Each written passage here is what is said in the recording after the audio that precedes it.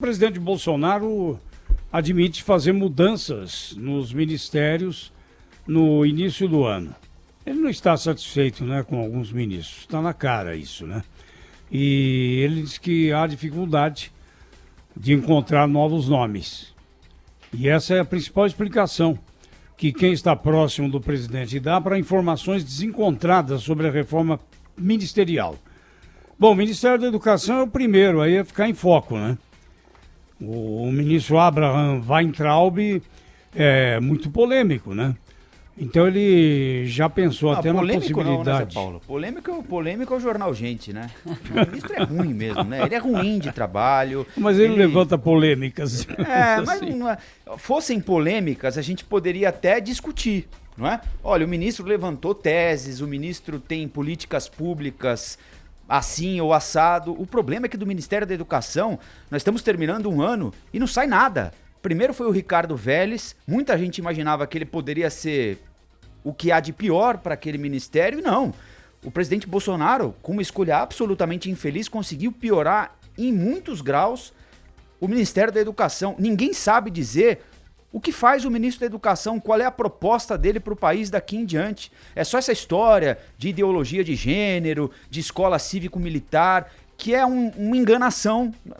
É claro que o Ministério da Educação pode instalar ou ajudar os estados, municípios a construírem uma escola cívico-militar em um ou outro ponto, mas o número é muito pequeno, o número de alunos é irrisório. Isso não é política para alfabetizar, para ensinar as crianças, pensamento basta crítico. comparar, né? Basta comparar, Rafael, com o secretário da Educação aqui de São Paulo, Rocieli Soares, que foi ministro também, né? Veja que esse tem uma proposta, né? Com se o vai dar certo ou não, é Mendonça outro Filho, problema. que fez a reforma também, do ensino o pernambucano. médio. Não é? O ministro Abraham Weintraub, ele passará para a história, sem dúvida alguma, como o pior ministro da Educação. Como o pior ministro da Educação que já passou por aquele pedaço de chão ali. E acho que o presidente Bolsonaro deveria acelerar a troca, porque ele é um desgaste permanente, é motivo de chacota permanente, é motivo de discórdia permanente. E repito, se ele pelo menos apresentasse alguma coisa ao país com a qual o país pudesse discordar, com a qual fosse possível estabelecer algum debate, pelo menos a gente poderia dizer, olha, uma parte do país discorda do ministro Abraham Weintraub, outra parte do país concorda com ele, mas nem isso é possível fazer. A única coisa que ele se submete é ao ridículo.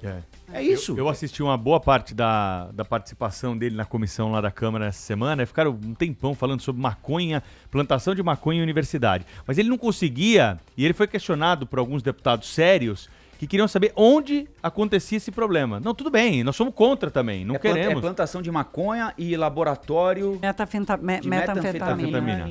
Mas Federal. qual é a universidade? Ele está lá para isso também, né, Thaís? Ele está lá para identificar, punir o reitor, mandar embora, trocar. Um ministro de Estado se identifica um problema desse, tem que mostrar, né? É isso. Agora não, ele fala em tese que isso está acontecendo genericamente, a gente não sabe onde, não sabe nem se está acontecendo mesmo ou se é apenas um discurso para ganhar seguidores.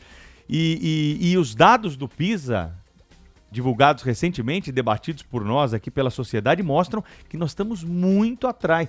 Os alunos brasileiros não conseguem operações básicas da matemática, não consegue compreender a leitura de um texto simples. As mudanças que poderiam estar sendo feitas agora surtiriam efeito daqui 10 anos. Olha, Pedro, e nós temos uma situação gravíssima. Aliás, nesse final de semana agora, nós vamos exibir no Canal Livre, a Thaís participou do programa. 2 pesquisadores nos ajudaram a projetar o futuro do mercado de trabalho. E o futuro é preocupante. Nós estamos falando de um país com 12 milhões de desempregados. Se a gente juntar aí os desalentados, chegamos a 20, 25 milhões de pessoas. E a perspectiva não é das melhores, porque há uma tendência de substituição do homem pela máquina, do indivíduo, do ser humano, pela máquina, pela programação. 60% dos empregos aqui no Brasil correm o risco de serem automatizados em algum momento nos próximos 20 anos. Especialmente os empregos de menor qualificação. E são exatamente esses empregos que nós geramos no período em que havia geração de emprego aqui no Brasil. Geração robusta, né? De empregos por aqui. Então, conversando com os especialistas que nós trouxemos ao Canal Livre, representantes, os responsáveis por essas pesquisas, qual é a orientação óbvia deles? Olha, nós temos de começar a preparar já os nossos jovens, já as nossas crianças, para um mercado que a gente não conhece, que a gente não sabe qual vai ser, para profissões que a gente não sabe sequer que elas vão existir. E nós estamos, enquanto isso, vendo o ministro da Educação fazer brincadeira com guarda-chuva em rede social, acusar Cursinho. com esse chavão universitário, professor universitário, de ser maconheiro. Quer dizer, é a idade da pedra e o mundo dos Jetsons. Não tem cabimento. Não dá para continuar brincando assim com uma área tão importante. Então ele que pega o caminho da roça, o presidente Jair Bolsonaro que ouça aqueles auxiliares que entendem que ele está sendo exposto ao ridículo, que o governo dele está sendo exposto ao ridículo, e vida que segue. Troque por alguém Agora, que também apresente colocar- resultado ali. Também colocar o Onyx Lorenzoni, como vem especulando, não seria a solução. Bom, o Onyx perdeu espaço no governo, tá na cara, né? Depois de assumir o Luiz Eduardo Ramos, o general, né? Na Secretaria de Governo, o Onyx ficou meio perdido aí. É difícil digamos. especular nesse governo, né? Porque tudo não tem muita lógica, né? Acho. Já surgiu essa história, né? Num passado recente, que o ministro Onyx ia deixar a Casa Civil. Que nada, ele que hoje até é o o- próprio ele hoje é o Weintraub ministro mais poderia ir para a poderoso Casa ali. Civil. É um dos mais poderosos Você acha? ali.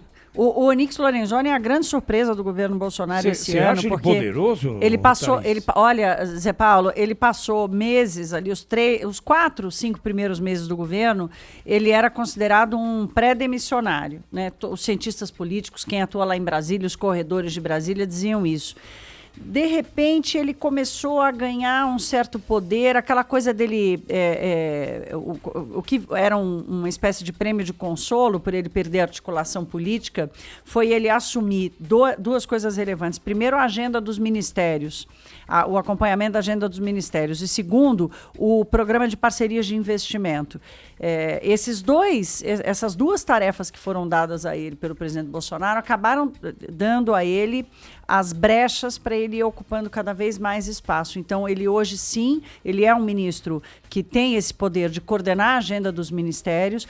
Por causa disso, ele começou a falar do outro lado. Você tinha o Paulo Guedes falando de um lado, ou falando sozinho, sobre tudo que era preciso acontecer na economia, e o Onyx Lorenzoni passou a falar do outro lado, dizendo não é por aí, não faça isso. Então, vários recuos que o presidente Bolsonaro apresentou nesse ano com as pautas do Paulo Guedes são apontados como de responsabilidade do Onyx Lorenzoni de ter falado, não vamos por aí, não é isso que a gente tem que fazer agora e tal. Então, esse reconhecimento hoje, é só você ver as últimas vezes em que Bolsonaro e Paulo Guedes estiveram juntos, ou até mesmo só o ministro Paulo Guedes para apresentar pautas relevantes, pautas importantes das reformas, o Onyx Lorenzoni estava lá. Por que o ministro-chefe da Casa Civil vai apresentar a PEC do Pacto Federativo?